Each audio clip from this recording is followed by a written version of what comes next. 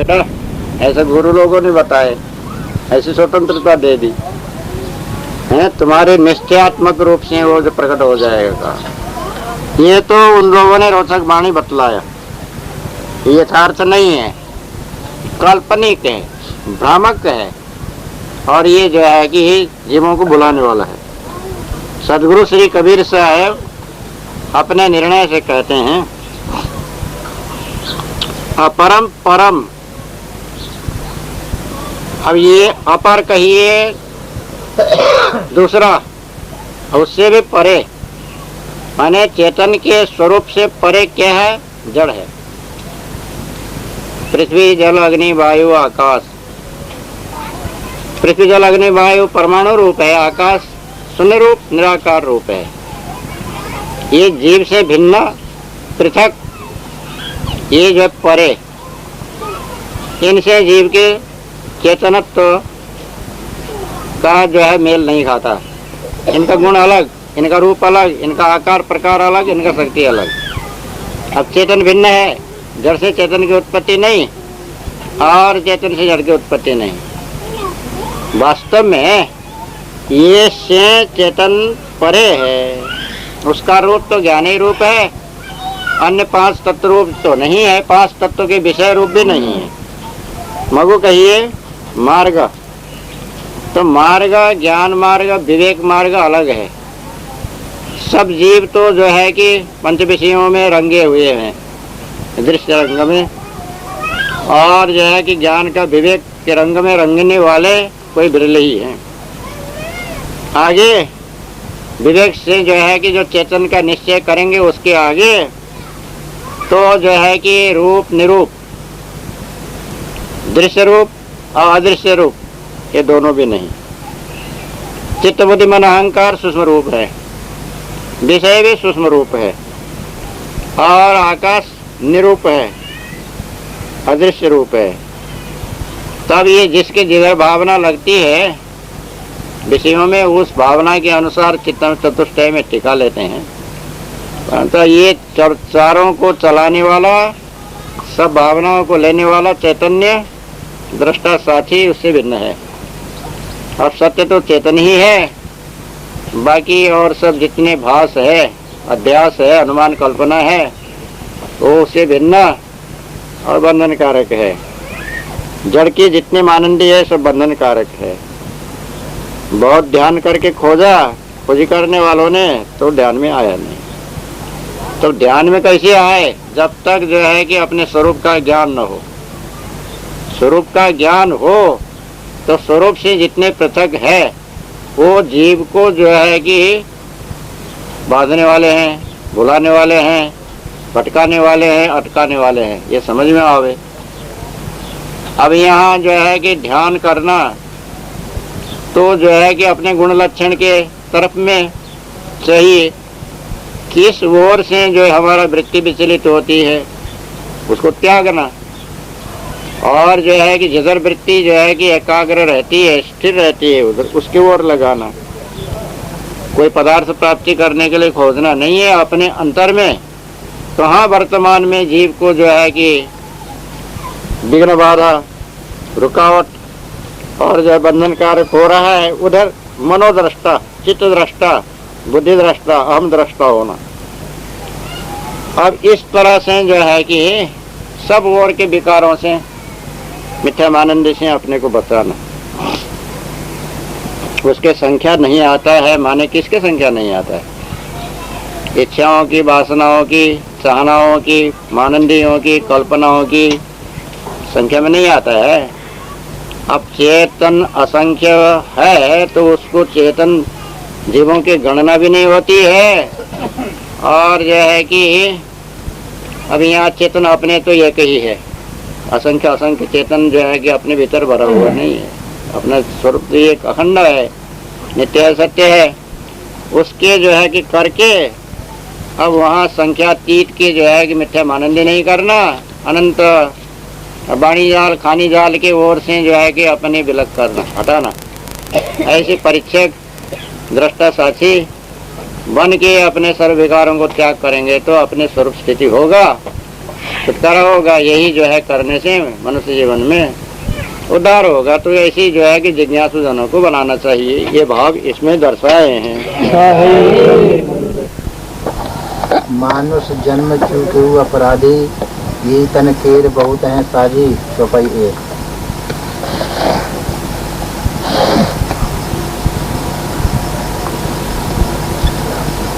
19 जनवरी 90 शुक्रवार गांव में रात्रि के 9:05 पर रामायण 78 के भावार्थ कहा जाता है। गुरुमुख मानुष जन्म चूके अपराधी, यही तन केर बहुत है साजी। सदगुरु श्री कबीर साहब कहते हैं, एक तो यह मनुष्य जन्म ही दुर्लभ है, बड़ी कठिनाई से शुभ संस्कार से प्राप्त होता है। अब वो मिल गया है, अब उसको और भी चूक रहे हैं। मनुष्य जन्म में जो मनुष्यत्व का गुण लक्षण धारण करके सत्कर्म करना चाहिए, वैसा भी नहीं कर पा रहे हैं। दयादान, परोपकार, सत्संग, सदाचार और संत महात्माओं को पूर्ण ब्रह्मचर्य पालन, विषय वासना से रहित होना और जो है कि अपने जीव को भवबंधन से छुटाना। निज दया पर दया दोनों प्रकार के दया को पालन करना। तो ऐसा करना चाहिए, जो करना था वो तो किया नहीं। बड़ी भाग्य से पुण्य प्रताप से मनुष्य जन्म तो जीव ने पाया, आयु यूं ही बिता दिया, समय चूक गया। का बरसा भई कृषि सुखानी, समय चूक पुण्य का पछतानी, ऐसा कहा है। जब सारा फसल सूख गया और वर्षा हुई तो उससे किसान को कोई फायदा नहीं। समय चूक गया और पीछे पश्चाताप किया, उससे भी जो है कि उसको कोई फायदा नहीं है। इसलिए जो मनुष्य जन्म के समय को, कर्तव्य को, आयु को व्यर्थ बिता दिया, चूक गए, तो यही अपराध है। ये अपराधी जो अपना काम किया नहीं, गुरु की सेवा किया नहीं, जीव दया पालन किया नहीं, सत्संग किया नहीं, सदाचार संयम नियम को रखा नहीं और अपने मानसिक शारीरिक वचन के विकार को त्यागा नहीं, अब उसके विपरीत काम किया, तब हो गया अपराध। गुरुपराध, नामापराध, कर्तव्य के अपराध हो गया। अपराध कहिए दोष, दूषित कर्म, बंधन कारक कर्म, हानि होने वाला, जन्म मरण गर्भवास में जाने का कर्म, ये सब किया तो जो है कि अपराध करने वाला अपराधी होता है। तो इसलिए कहते हैं कि यही तन केर बहुत है साजी। जिस शरीर को अपना स्वरूप तुमने मान रखा है, विषय में लुब्ध होकर आयु को व्यर्थ बिता रहा है। देखो मैं बतलाता हूँ, ये शरीर का, स्थूल शरीर का साझीदार संसार में बहुत ही बने हैं। तुम्हारा क्या रखा है उसमें? वो तो कई जने जो है कि वो तुम्हारे साझी हिस्सेदार बने हैं तुम्हारे शरीर के, उसको अपना मानने वाले। इससे जो है कि तुम अपने अलग अहंकार कर रहे हो, व्यर्थ में आयु बिता रहे हो, और दूसरे लोग अलग ही जो है कि अपना हिस्सा मान रहे हैं, अपने जो है कि अधिकार के भीतर मान रहे हैं। तुमको अपने मन के अनुसार चलाना चाहते हैं, तो इससे जो है कि जैसे अब एक चीज में 4-5 जने 10 जने साझेदार हैं, तो वहाँ तो झगड़ा हो गई, खींचतान हो गई, और उसी चीज का बंटवारा होगा, टुकड़ा टुकड़ा होगा, या तो जो है कि उसी में जो जबरदस्त है वो ही ले लेगा, हड़प लेगा। तब वो साझी वाला चीज जो है, साझा चीज झंझट का, झगड़ा का होता है, शांतिकारक नहीं होता है। इसी तरह इस शरीर के तो बहुत ही साझीदार बने हैं, तो अब तुम्हें कहाँ का सुख संतोष होगा, कहाँ तुम्हारा हो सकता है। इससे जो है कि ये सब मोह ममता त्याग सको, आसक्ति छोड़ सको, सत्य का ज्ञान हासिल होए, तब तो शायद तुम्हें जो है कि शांति प्राप्त हो सकता है। जब तक ऐसा नहीं करोगे तब तक तुम समय चुकते जाओगे, अपराधी बनते जाओगे, और उसका दंड तुमको अकेले भोगना पड़ेगा। साझीदार बनने वाले तो बहुत निकलेंगे, दंड तो तुम्ही को भोगना पड़ेगा। जैसे बहुत से लोगों ने किसी आदमी को उकसा करके कोई अपराध कराया, तो अपराधी को ही अपराध का दंड भोगना पड़ेगा। जीव हत्या करेगा तो उसका दंड उसे को भोगना पड़ेगा, या मनुष्य हत्या होगा तो वो पकड़ा जाएगा, दंड उसी को होगा जो हत्या करता है, दूसरे को नहीं होगा। इसी प्रकार से परिवार के लिए, संसार के लिए, या देवी देवता के नाम से जो कुछ भी कर्म करोगे वो भोगेंगे नहीं, अकेले तुमको दंड भोगना पड़ेगा।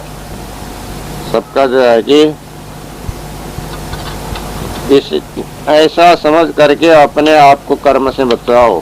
कर्म दंड तो तुमको अकेले भोगना पड़ेगा। खाने के हिस्सेदार तो सब होंगे, तो भोगने के हिस्सेदार कर्म का, पाप पुण्य का कोई नहीं होगा। इससे अपराध करना छोड़ो, और जो है कि जीव को बंधन होने वाला कर्म मत करो। ज्यादा ही अज्ञान में लिप्त बन करके जो है कि भूलो मत। ये मनुष्य जन्म है, मत चूको, आयु को व्यर्थ मत गमाओ, विषय जाल और वाणी जाल में मत पंथा, और संसार के व्यवहार में तो अपना सुधार करो तो सुधर जाएगा, फिर तुमको दुख नहीं भोगना पड़ेगा। अब बिगाड़ करते रहोगे तो तुमको अकेले दुख भोगते रहना पड़ेगा, अब बंधन कभी छूटेगा नहीं। इससे अभी तुम सचेत हो जाओ। अब कौन कौन हिस्सेदार है सो आने वाले चौपाइयों में जो है कि बतलाते हैं। तात जनन कहे पुत्र हमारा, सारथ लाग कीन प्रतिपाला दुष्ट। जानिए कहाँ लागी, चश्मा लगाया करो। सारथ जान कीन प्रतिपाला। सदगुरु श्री कबीर साहब कहते हैं, और हिस्सेदार उनको गिनाते हैं। तात कहे पिता, जननी कहे जन्म देने वाली माता, पिता माता क्या कहते हैं, ये हमारा पुत्र है, हमारे जो है रजबीर से इसकी उत्पत्ति हुआ है। और माता कहती है हमारे जो है गर्भ में ये बना बढ़ा, 9 महीना तक मैंने गर्भ धारण किया, जन्म दिया, ये तो जो है कि हमारा ही पुत्र है। आप जो है कि ये अभी बच्चा है, इसका पालन पोषण करेंगे, छोटे से बड़ा करेंगे, ये बड़ा होगा और जो है कि कमाई करेगा, तो फिर जो है कि दूध भात, दूध रोटी खाने देगा, बुढ़ापे में आराम से रखेगा, सब प्रकार का व्यवस्था करेगा, रोग में दवा करेगा। ऐसे स्वार्थ जान करके अभी हम इसका पालन पोषण करके बड़ा करते हैं। बड़ा होके कमाई करेगा, सब प्रकार से हमें सुख देगा, बुढ़ापे का सहारा होगा, नाम चलाएगा। ऐसी आशा से स्वार्थ जान के भविष्य में स्वार्थ के लिए ही सभी जो है कि कार्य करते हैं। सुर नर मुनि सबकी यही रीति, स्वार्थ लाज करें सब प्रीति, ऐसा रामायण में कहा है। ऐसे माता पिता भी बुढ़ापे में समय आने पर, आखिरी समय में, रोग के समय में, कष्ट के समय में, क्लेश के समय में, यही मेरा बेटा मुझे सुख देगा और मेरा जो कुछ भी होगा हमारा वही ये खाएगा पिएगा, हमारा नाम चलाएगा, वंश चलाएगा, सब प्रकार से हमारा जो है कि उद्धार करेगा। ऐसा स्वार्थ जान करके उसका पालन पोषण रक्षण और उसके जो है कि शरीर का और उसके पढ़ाना लिखाना सिखाना आगे बढ़ाना, ये संपूर्ण जो है खर्चा और कष्ट क्लेश अपने ऊपर जो है सहन कर लेते हैं। जो आशा किया वो आशा तो पूर्ण सबका नहीं होता, किसी बिरले का ही होगा। कोई सुपुत्र होगा वही जो है कि माता पिता को सुख देगा, सब प्रकार से सेवा करेगा, नहीं तो उनका आशा निराश हो जाता है, आशा में पानी फिर जाता है, वो अलग हो जाता है। माता पिता का जो है कि वास्ते ही नहीं करते, देखते नहीं, खाए कि पिए कि नहीं, भूखे हैं कि प्यासे हैं, कुछ भी याद नहीं करता है, या नौकरी करके चल देता है कहीं दूसरी जगह, तो भी वह पछता करके रो करके समय बिताते हैं। तो एक तो माता पिता जो है कि हिस्सेदार हैं इस शरीर का, इसलिए उसमें मत बोलो। दूसरा कामिनी कहे मोर प्यू आई, बागिन रूप गिरासा चाहिए, 3 चौपाई। सदगुरु श्री कबीर साहब कहते हैं। अब दूसरे में जो है कामिनी कहते हैं, जो विवाह करके ला दी, बेटे को सुख होगा, घर गृहस्थी संभालेगा और नाती पोते के मुंह देखने को मिलेगा, वही माँ बाप ही तो शादी कर देते हैं। अब उन्होंने नहीं भी किया तो अपने आप भी करके ले आते हैं।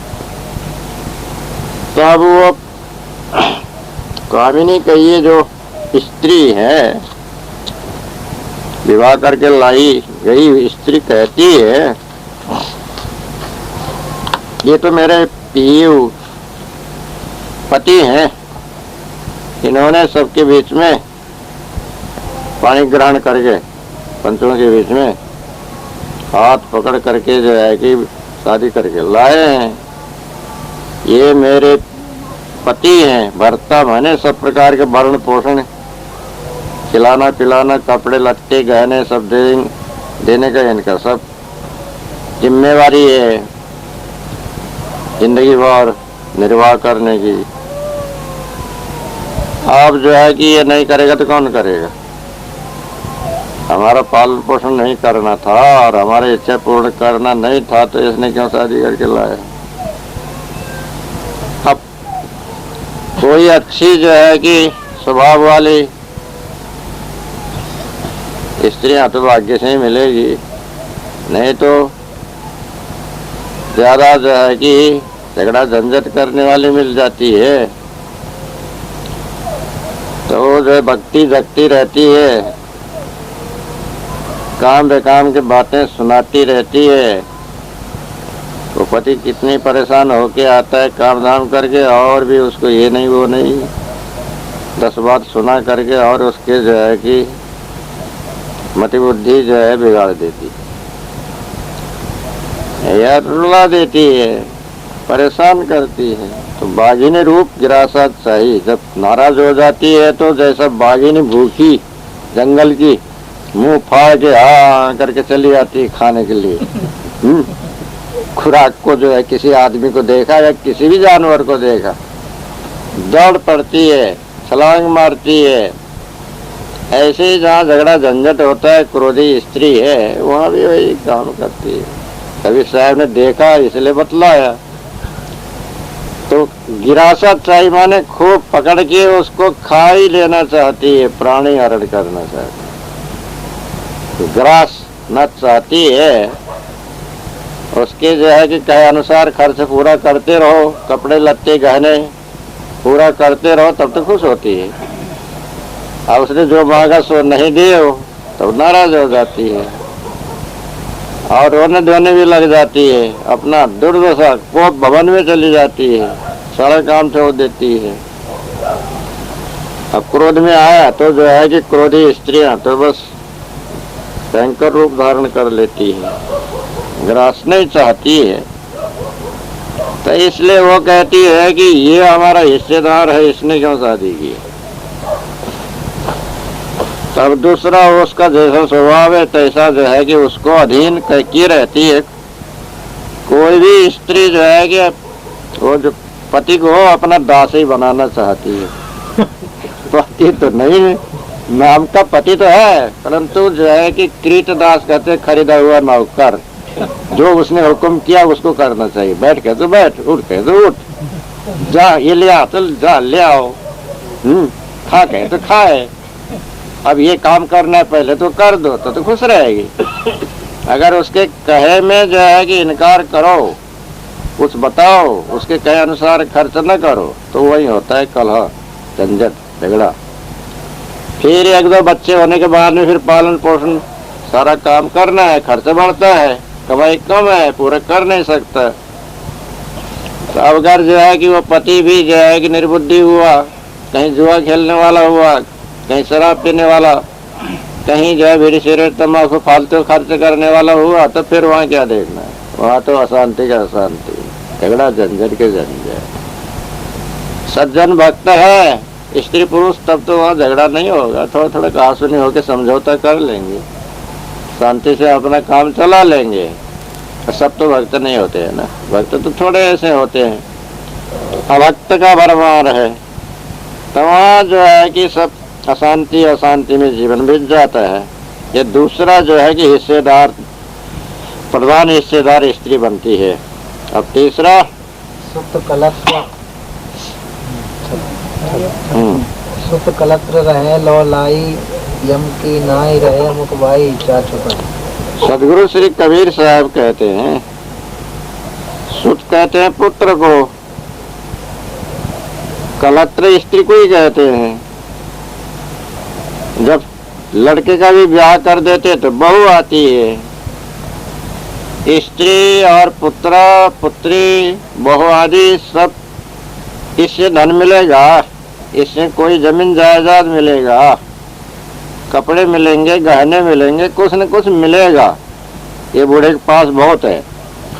इसी आशा से जो है कि उससे प्रेम किए रहते हैं, लव लगाए रहते हैं, बहुत अच्छी तरह से प्रेम दिखाते रहते हैं कि इसे अच्छी तरह से बोलो, इसका जो है कुछ काम धाम कर दो, तो इसके जो कुछ है ज्यादा से ज्यादा हमको देगा।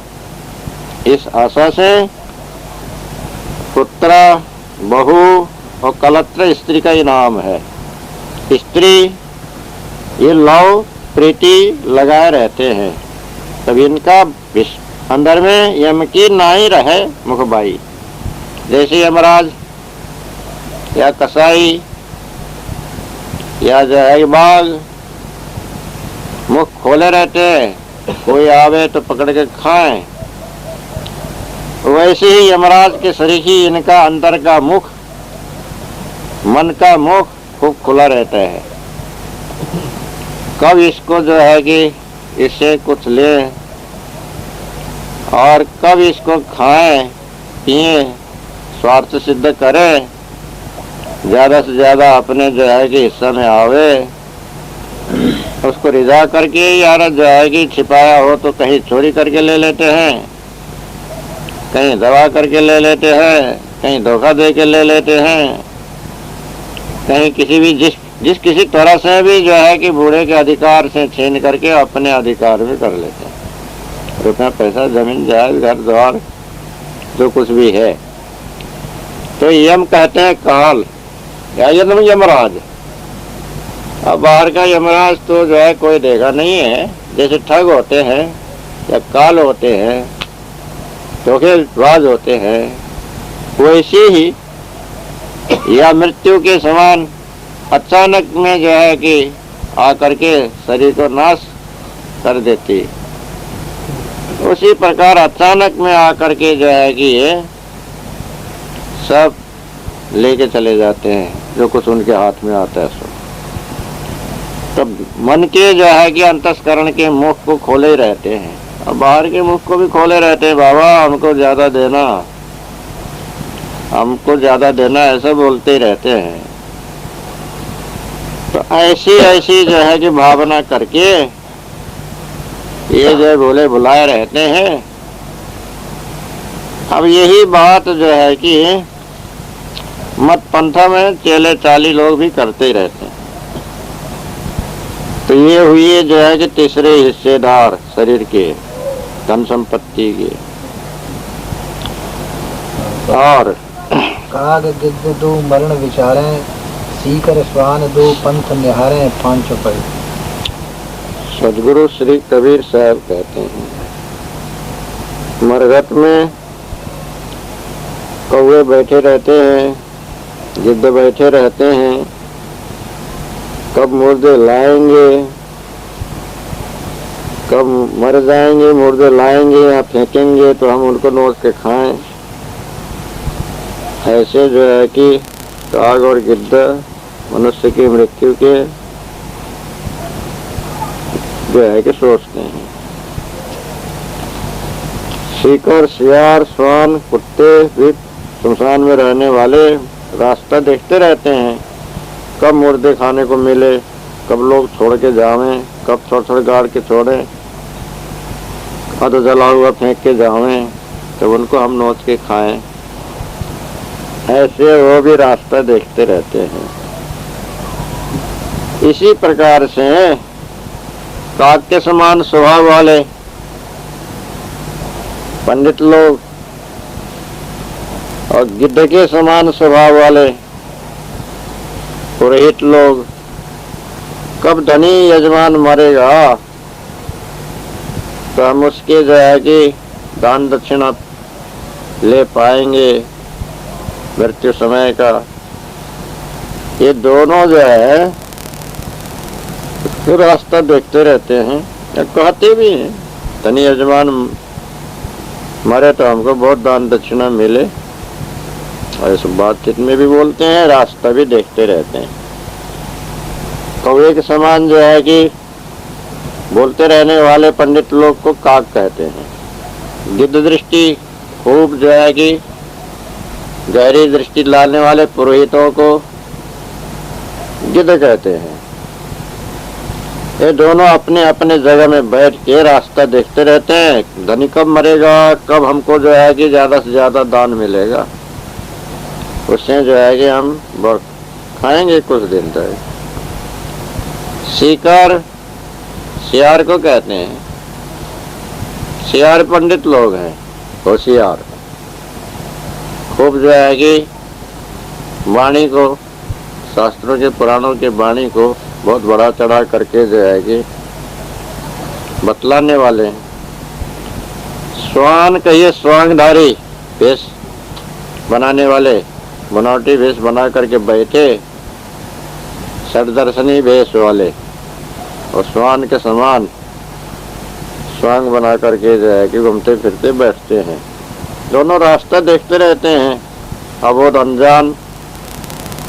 ऐसे ही जो है कि तीर्थ यात्री कब आएगा, कब उनको ठगने को मिलेगा, कब दान दक्षिणा ज्यादा से ज्यादा मिलेगा।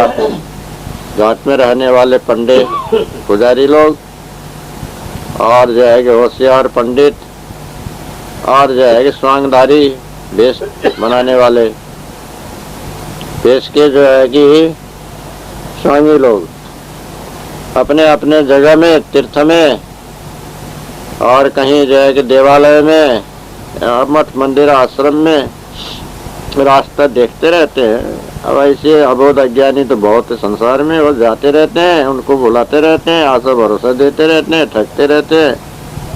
इसी तरह से अपना स्वार्थ काम सिद्ध करते हैं।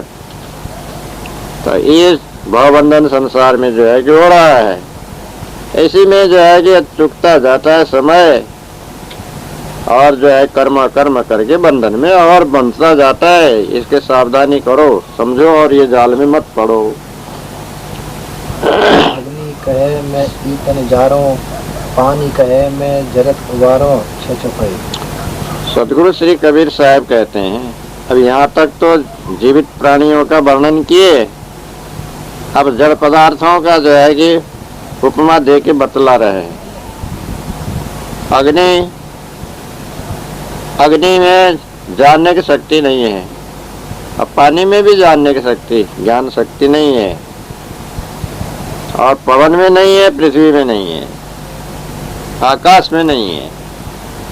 तब जब कबीर साहब बतला रहे हैं अग्नि कहती है, तब यहाँ अग्नि में बोलने की शक्ति नहीं है। अग्नि के स्थानापन्न अग्निहोत्री ब्राह्मण है।